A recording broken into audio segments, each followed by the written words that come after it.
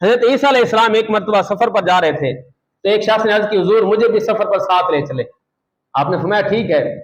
تو حضرت عیسیٰ علیہ السلام کے پاس 3 روٹیاں تھیں. ایک جگہ نہر کے کنارے آپ قیام کرتے ہیں, کھانے کا وقت ہوا تو آپ نے 3 روٹیاں نکالی, ایک خود تناول کی, ایک اور ساتھ مسافر جو تھا اس کو دی. 2 روٹیاں دونوں نے کھا لی, ایک روٹی عیسیٰ علیہ السلام نے رکھ دی اور آپ نہر کے کنارے پر تشریف لے گئے. جب وہ نہر کی طرف گئے, جب واپس آئے تو تیسری روٹی نہیں تھی. تو آپ نے اس مسافر سے پوچھا وہ تیسری روٹی کہاں غائب ہوگی؟ اس نے کہا مجھے پتہ نہیں وہ تیسری روٹی کہاں چلی گئی. عیسیٰ علیہ السلام خاموش ہو گئے, سفر آگے شروع کر دیا. ایک جگہ پھر پہنچے, جب کھانے کا وقت ہوا آپ نے دیکھا کہ ہرنی کے بچے پھر رہے. آپ نے ایک ہرنی کے بچے کو بلایا, وہ آیا اور کہا کہ ہم کھانا کھانا چاہتے ہیں, لہٰذا تم اپنے آپ کو ہمارے حوالے کر دو. وہ اس نے عرض کی حضور اللہ کے نبی آئے اور میں اپنے آپ کو ان کے حوالے نہ کروں, آپ مجھے جس طرح چاہیں ذبح کریں. عیسیٰ علیہ السلام اس کو ذبح کیا, اس کا گوشت بنایا, کھانا بنایا. کھانا بنانے کے بعد کھانا تناول کیا. کھانا تناول کرنے کے بعد جو ہڈیاں تھیں ان ہڈیوں پر ہاتھ پھیرا اور کہا قم باذن اللہ, اللہ کے حکم سے دوبارہ کھڑی ہو جا. وہ ہرنی کا بچہ دوبارہ زندہ ہو گیا. جب وہ دوبارہ زندہ ہو گیا پھر دوڑتا ہوا گیا تو عیسیٰ علیہ السلام نے اس سے پھر کہا کہ سچ سچ بتا اس رب کی قسم کے ساتھ کہ جس نے تجھے اتنا بڑا معجزہ دکھایا ہے. ہرنی کا بچہ وہ آیا بھی ہے, بات بھی مانی ہے اور اس کو ذبح بھی کیا, اس کا کھانا بھی کھایا. اس کے بعد اس کو ہڈیوں کو ہم نے ہاتھ لگایا ہے, ہاتھ لگا کے قم باذن اللہ کا وہ دوبارہ زندہ ہو گیا. اتنا بڑا معجزہ دیکھ لیا ہے, اب بتا تیسری روٹی کس نے کھائی تھی؟ اس نے کہا مجھے پتہ نہیں تیسری روٹی کس نے کھائی تھی. آپ پھر سفر کرتے ہوئے چل پڑے. اب سفر کرتے ہوئے جا رہے تھے, راستے کے اندر دریا آ گیا. دریا جب آیا تو ظاہر ہے پانی ہے, دریا کو کراس نہیں کر سکتے. تو عیسیٰ علیہ السلام اس کا ہاتھ پکڑا, دریا کے اوپر چلتے ہوئے جا رہے ہیں.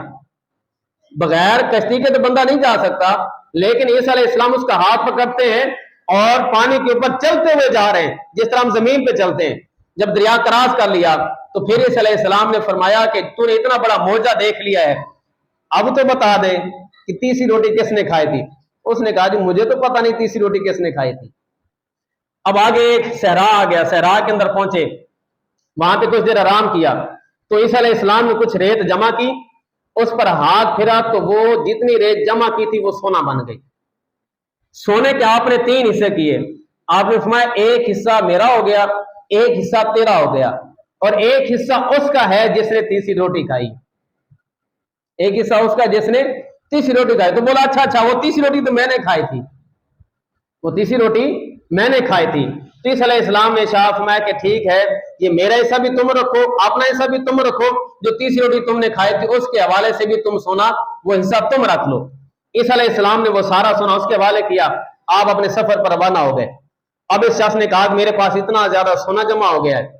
آقا کریم علیہ السلام نے ارشاد فرمایا کہ اگر ابن آدم کو سونے کی 2 وادیاں بھی مل جائیں تو اس پر بھی وہ راضی نہیں ہوگا, وہ کہے گا کہ کاش تیسری وادی بھی سونے کی ہوتی.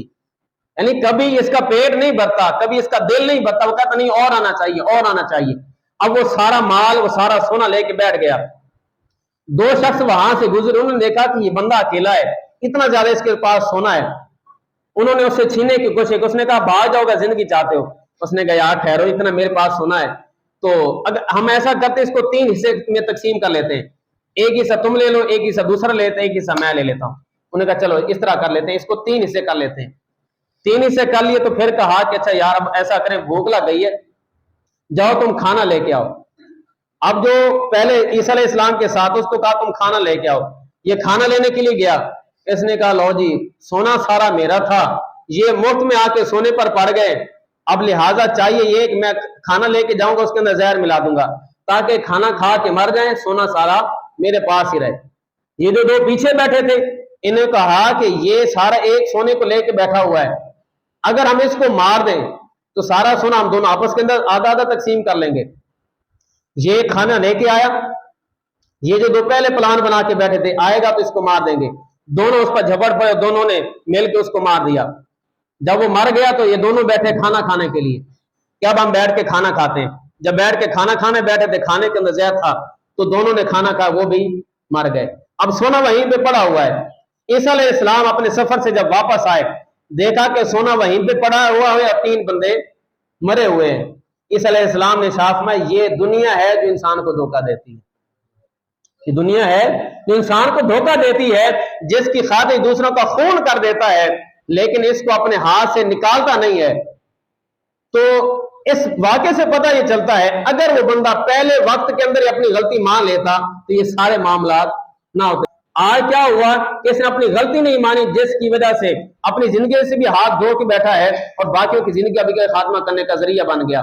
تو اس لیے اللہ تبارک و تعالیٰ ارشاد فرماتے ہیں جب تم سے غلطی ہو جائے، گناہ ہو جائے تو اس وقت فوراً اللہ سے معافی مانگ لیا کرو، یا اللہ ہم سے خطا ہو گئی ہے، یا اللہ ہم سے غلطی ہو گئی ہے، اور اس غلطی کا اقرار کر لیا کرو، اللہ سے توبہ کر لیا کرو۔